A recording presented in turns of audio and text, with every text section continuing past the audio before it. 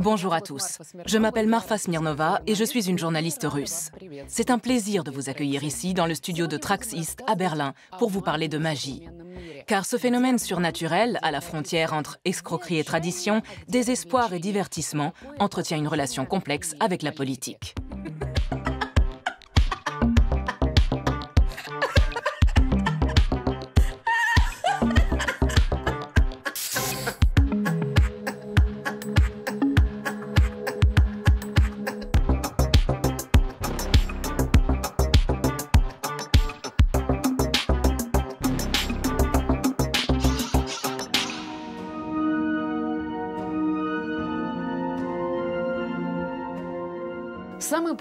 Lorsque les Russes consultent une voyante ou se font tirer les cartes de tarot, c'est souvent pour savoir quand la guerre prendra fin et où se trouve leur mari, leur fils ou leur frère.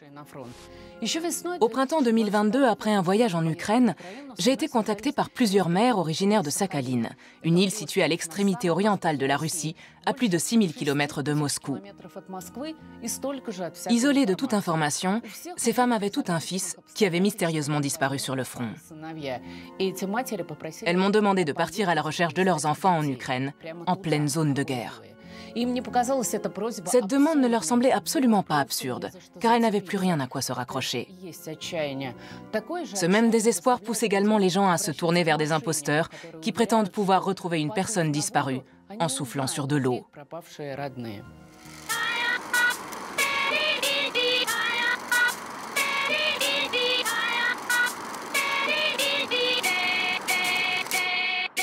Bonjour tout le monde. Nous sommes en 2024 et je me trouve à Moscou. Malheureusement, dans la Russie d'aujourd'hui, il est très risqué de travailler avec des organisations étrangères. Voilà pourquoi je porte ce masque ridicule. La capitale russe est actuellement l'une des métropoles les plus isolées du monde extérieur. Je vais essayer de vous montrer à quoi ressemble la vie ici.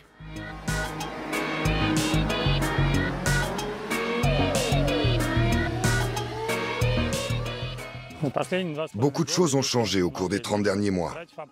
De nombreuses personnes ont perdu leurs repères et se tournent désormais vers des pratiques alternatives pour tenter de devenir riches, trouver l'amour ou encore localiser un proche disparu. Vu de l'extérieur, tout a l'air normal. Mais en y regardant de plus près, les traces de la guerre sont omniprésentes.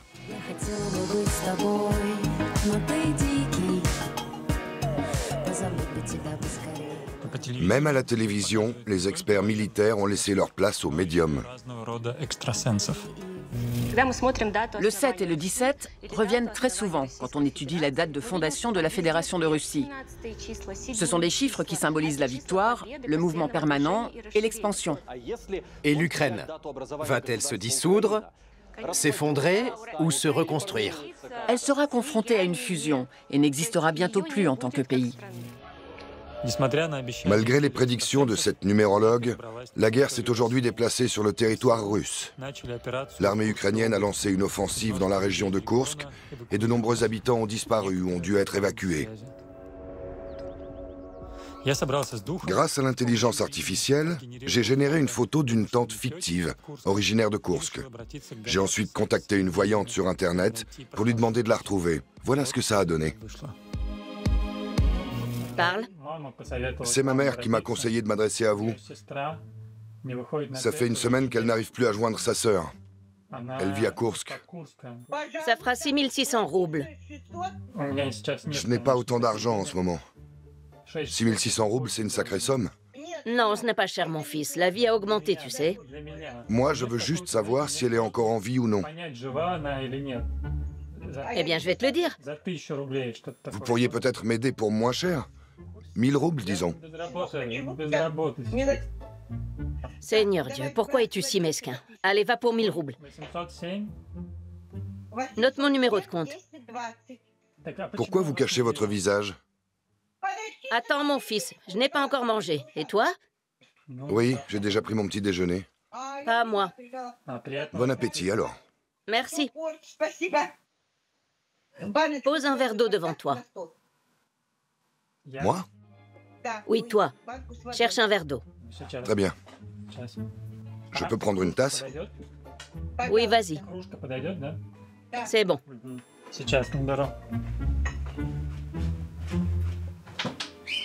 Maintenant, dis son prénom 6 fois en regardant la tasse. Tatiana, Tatiana. Et tiens bien la tasse. D'accord.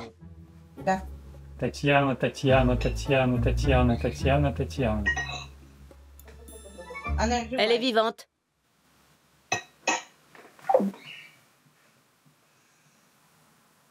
Très vite, j'ai compris que cette force magique était trop intense pour moi. J'ai alors appelé une amie pour qu'elle joue le rôle d'une épouse désespérée après le départ de son mari soldat, dont la photo a également été générée par une intelligence artificielle.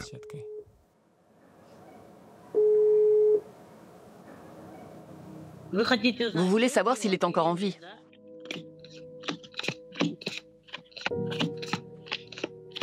Vous ne voulez pas entamer une nouvelle relation? Vous avez décidé de l'attendre? D'accord, je vois. Vous savez, nous sommes en guerre et personne ne sait quand ça finira. Bien sûr, avec l'aide de Dieu, j'espère qu'elle se terminera au plus vite et que tout le monde reviendra sain et sauf chez lui. Mais hélas, personne ne sait quand cette guerre prendra fin. Vous n'êtes pas la première à me contacter à ce sujet. C'est même ce que la plupart de mes clients me demandent en ce moment. Certains recherchent la sécurité et d'autres la santé pour renforcer le système immunitaire de leurs proches sur le front et ainsi les protéger.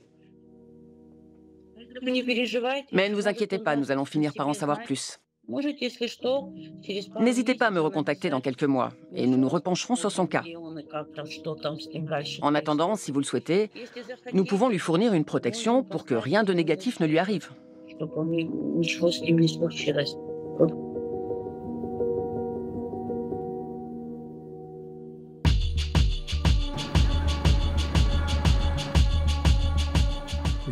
Sur Internet, les diseuses de bonne aventure n'hésitent pas à se lancer dans des prières en multipliant les références à Dieu. Mais cela ne m'a pas surpris. Après tout, la Russie est un pays de contradictions, où le divin côtoie souvent le démon.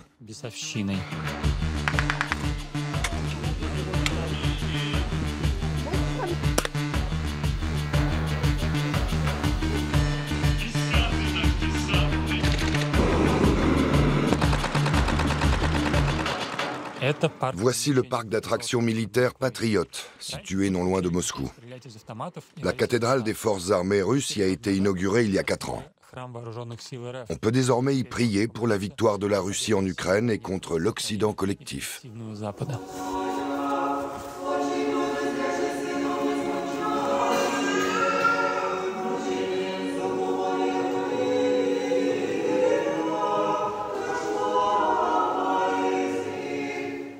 Les gens sont prêts à croire n'importe qui, juste pour se sentir mieux.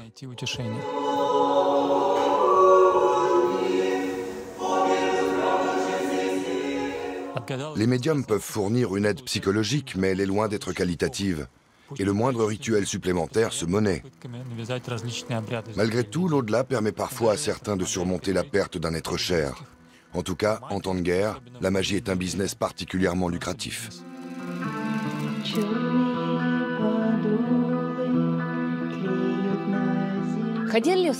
Pendant la guerre froide, certaines rumeurs prétendaient que des médiums travaillaient aussi bien du côté soviétique que pour le compte des Américains. Un peu comme si les deux camps menaient en parallèle leur propre guerre occulte. Aujourd'hui, on raconte que Poutine aurait lui aussi engagé toute une armée de voyants pour lui venir en aide sur le front ukrainien. Rendez sa grandeur à la Russie. Les sorcières sont là pour aider Vladimir Poutine.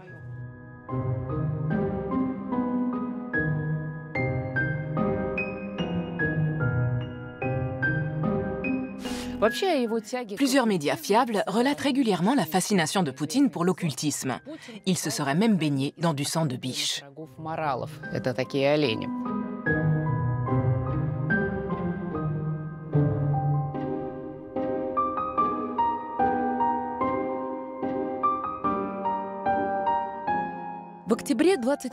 En octobre 2022, des chamans de tout le pays ont organisé un rituel de soutien aux soldats russes. Même les médias de propagande en ont parlé. Le chaman Karun Dobchoupoul était à la tête de cet événement. Et il y a quelques mois, il n'a pas hésité à se rendre aux urnes pour choisir ostensiblement son président devant des caméras. Autre rumeur persistante et farfelue, Poutine et son ancien ministre de la Défense, Sergueï Shoïgu, auraient entrepris un rituel chamanique avant d'envahir l'Ukraine.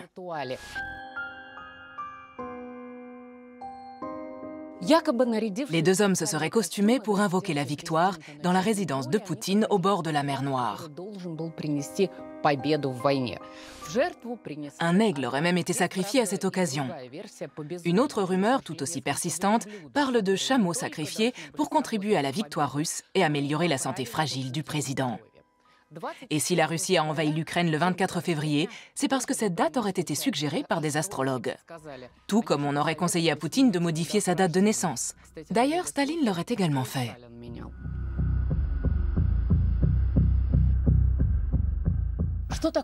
Plus les temps sont durs et plus certaines formes de divination deviennent populaires. C'est par exemple le cas du tarot qui connaît actuellement un véritable engouement. Certains cartomanciens deviennent même millionnaires. Je devrais peut-être essayer moi aussi.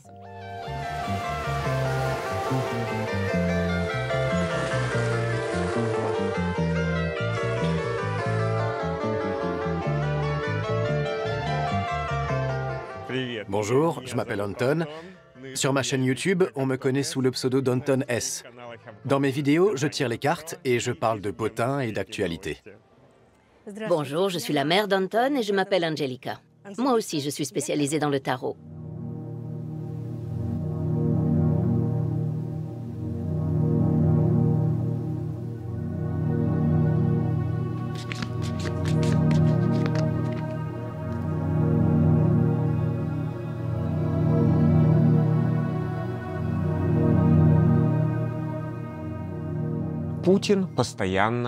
Poutine menace constamment d'appuyer sur le bouton nucléaire. Mais est-ce que ces menaces sont crédibles? Les gens qui veulent déclencher une attaque nucléaire savent que le résultat sera encore plus dommageable pour eux. Pourtant, c'est une menace qui fait peur à tout le monde. Heureusement, des personnes intelligentes vont s'éloigner de cette idée, parce que la carte de l'étoile est sortie dans mon tirage. Il n'y aura donc pas d'attaque nucléaire. Pas une seule carte négative sur la guerre n'a été tirée. En résumé, ces menaces ne sont que des foutaises.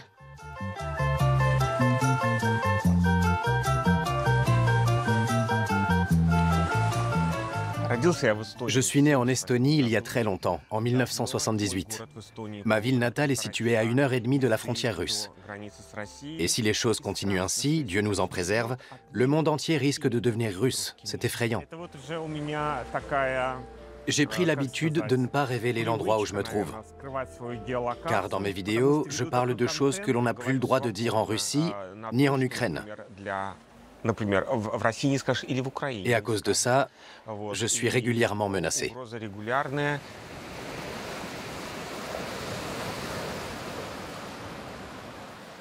Je suis ouvertement homosexuel, et ma chaîne YouTube est consacrée aux potins et à l'actualité.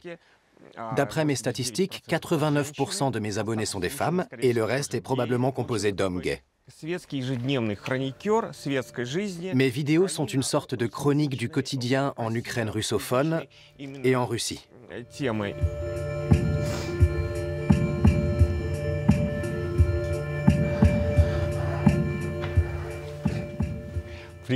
Bonjour et bienvenue sur ma chaîne YouTube. Je m'appelle Anton et dans mes vidéos, on boit pas mal de café. Je viens d'apprendre une nouvelle choquante qui concerne une fois de plus Kate Middleton. Après une longue maladie, la princesse de Galles est enfin apparue sur le balcon du Palais Royal. Et cet événement a eu l'effet d'une bombe. Allez-vous faire un café? Faut qu'on en parle.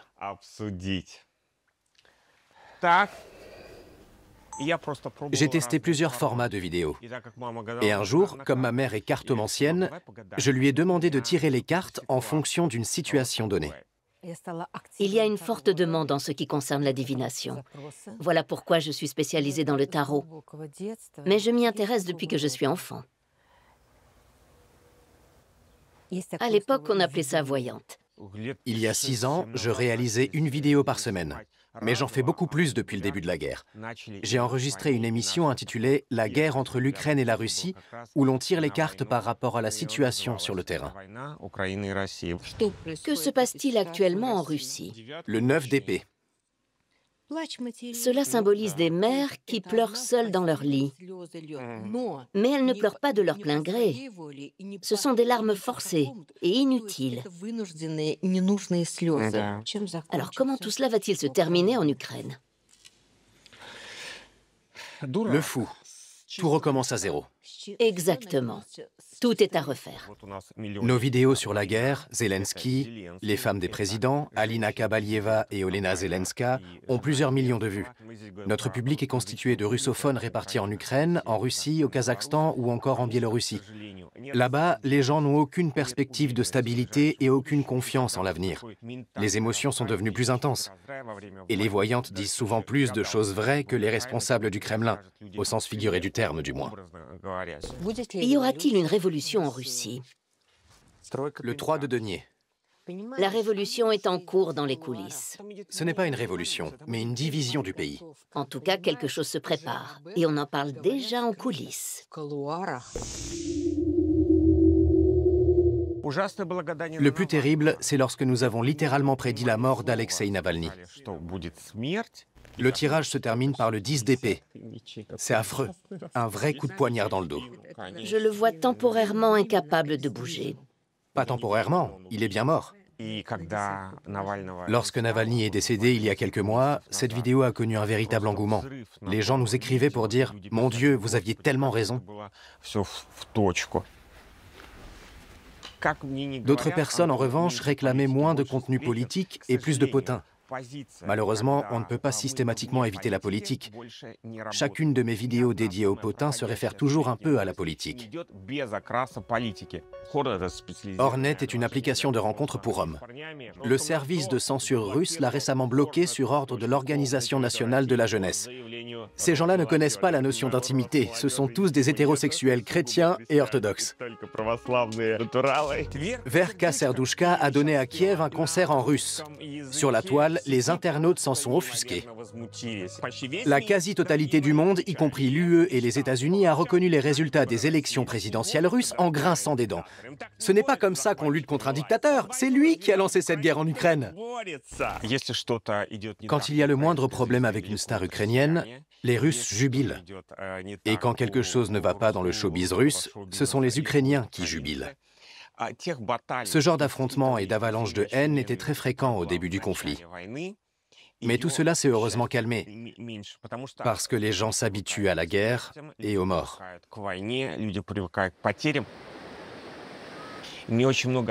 Beaucoup de mes abonnés, et en particulier des Ukrainiens, m'écrivent pour me remercier de les distraire de leur terrible réalité avec mes petits potins. Pendant 20 ou 30 minutes, ça leur permet de se sentir bien. Et il y a aussi des Russes qui m'écrivent pour me dire la même chose.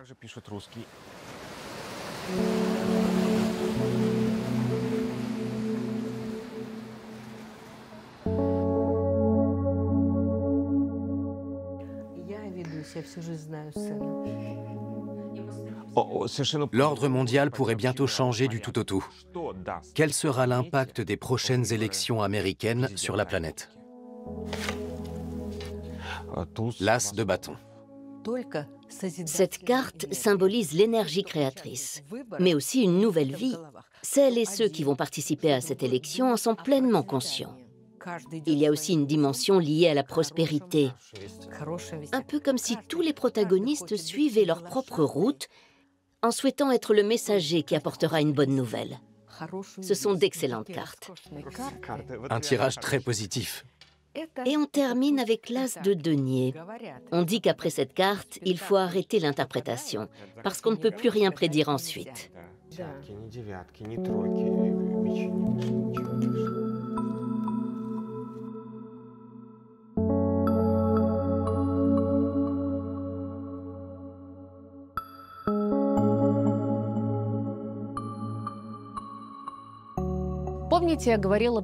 La magie, la divination et la voyance font partie de la culture de plusieurs groupes ethniques, comme les Roms ou les Sinti. Dans leur tradition, le sort et le savoir liés à l'occulte se transmettent de mère en fille. Aujourd'hui en Roumanie, 99% de la population croirait en la magie, d'après les sorcières locales. Pourtant, selon ces adeptes, le surnaturel peut s'avérer aussi bénéfique que dangereux. La plus célèbre diseuse de bonne aventure Rome vivait à la fin du 19e siècle et était capable de prédire avec précision les dates de décès des grands de ce monde, comme ce fut le cas avec la reine Victoria. Mais qu'en est-il aujourd'hui? Les sorcières roms influencent-elles encore la politique mondiale?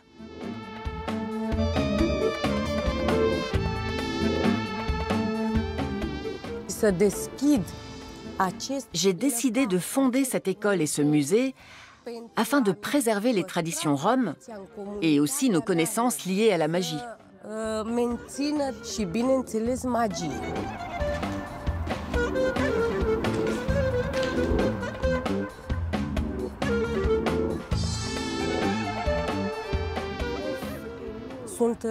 Mes filles et moi, nous sommes reconnus dans le monde entier comme étant les sorcières les plus puissantes de la planète.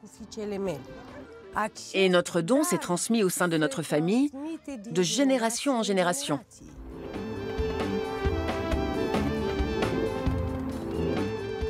Je m'appelle Mihaela Minca.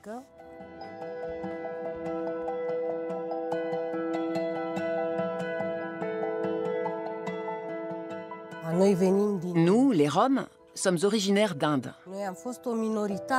Nous faisons partie d'une minorité ethnique qui a été vendue il y a très longtemps. Nous étions esclaves. De riches rois et empereurs ont acheté nos ancêtres pour une poignée de boyards afin de les faire travailler à leur service. Ensuite, nous avons été envoyés en Europe et nous avons été achetés par les Européens.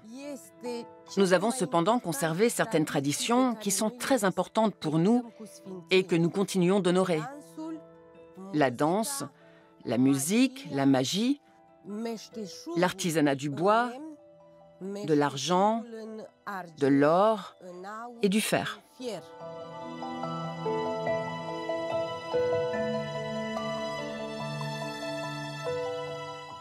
Je m'appelle Cassandra et je suis la fille de Mihaela Minca. Avec ma sœur, nous sommes capables de former le plus puissant sabbat de sorcières au monde. Voici notre hôtel aux pouvoirs les plus forts. Lorsqu'une personne vient nous voir et nous demande de l'aide, nous devons d'abord consulter nos cartes de tarot pour voir si le problème peut être résolu par la magie. Et si c'est le cas, nous choisissons alors le rituel le plus adéquat.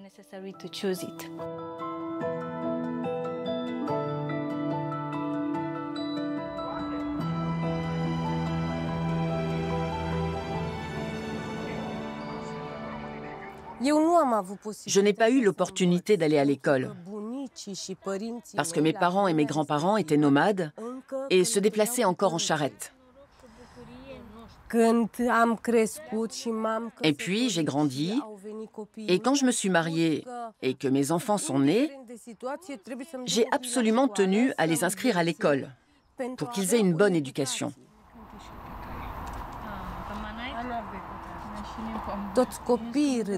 Les autres enfants se moquaient de mes filles parce qu'elles portaient le costume traditionnel rom. Tous les jours, elles pleuraient parce qu'elles ne voulaient pas aller à l'école. Il fallait que je fasse quelque chose pour leur éducation. Je ne pouvais pas les laisser comme ça. Je les ai donc autorisées à ne plus porter le costume traditionnel et elles se sont habillées comme les petites roumaines de leur âge. Je les ai laissées apprendre ce qu'on leur racontait à l'école. Mais ça a été très difficile.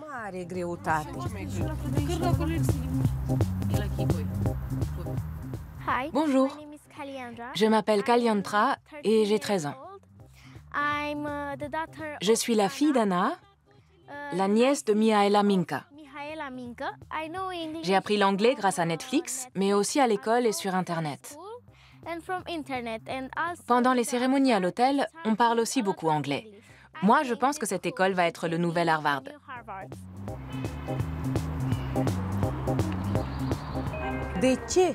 Pourquoi j'ai fondé cette école? Eh bien, parce que j'ai décidé de protéger les femmes roms. Je ne veux plus qu'elles se fassent exploiter dans d'autres pays et qu'elles perdent nos traditions. Je préfère aussi les former au métier de nos ancêtres plutôt que de les savoir en train de chaparder. De altă dată de a se folosi de ea, să nu meargă să fure, să aducă lumină, dragoste, binecuvântare, și multe dintre Aujourd'hui encore, de nombreuses femmes roms ne savent toujours pas lire ou parler le roumain parce que personne ne leur est jamais venu en aide. românește, pentru că nu au fost ajutați. Amin.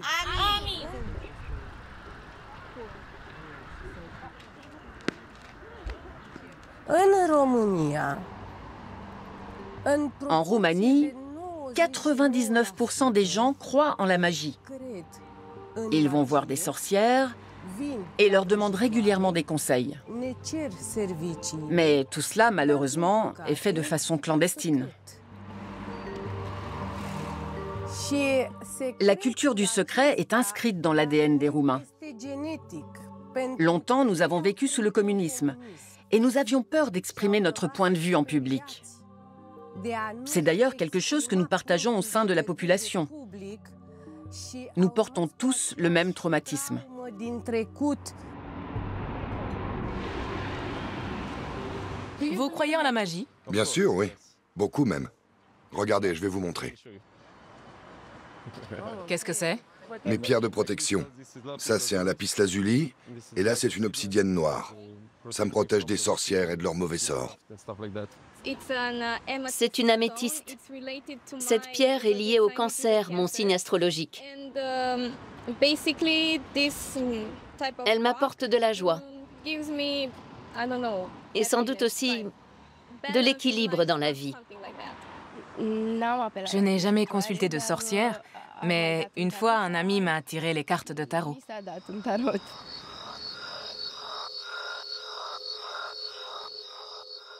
Aujourd'hui, c'est le solstice d'été. C'est une journée particulière pour nous, car nous allons organiser un rituel avec des couronnes de fleurs afin de célébrer la saison estivale. De cette manière, toute l'énergie négative de nos clients s'en ira, pour ne plus jamais revenir. Dragoste și iubire vom aduna. Dragoste și iubire vom aduna. Cum sunt florile mândre și plăcute? Cum sunt florile mândre și plăcute? Căutate și apreciate. Căutate și apreciate. Așa să fie. Împreună cu Avec mes filles, j'ai déjà travaillé pour des gens du monde entier, du plus simple citoyen à l'homme le plus puissant de l'État. cel mai puternic om din stat. Președinți și oameni care sunt la putere. De nombreux présidents et dirigeants politiques ont leur propre sorcière. Regina palatului Même la reine de Roumanie en avait une. a avut vrăjitoarea ei.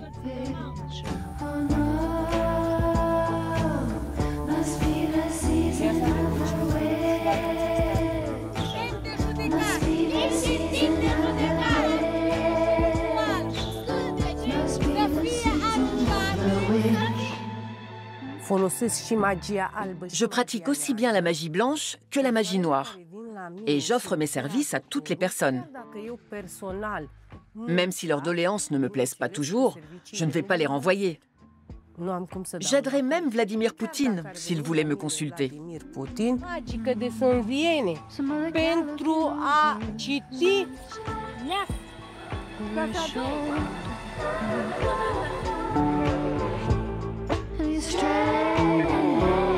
So strange, is very strange to me. You've got to pick up every stage. You've got to pick up every stage.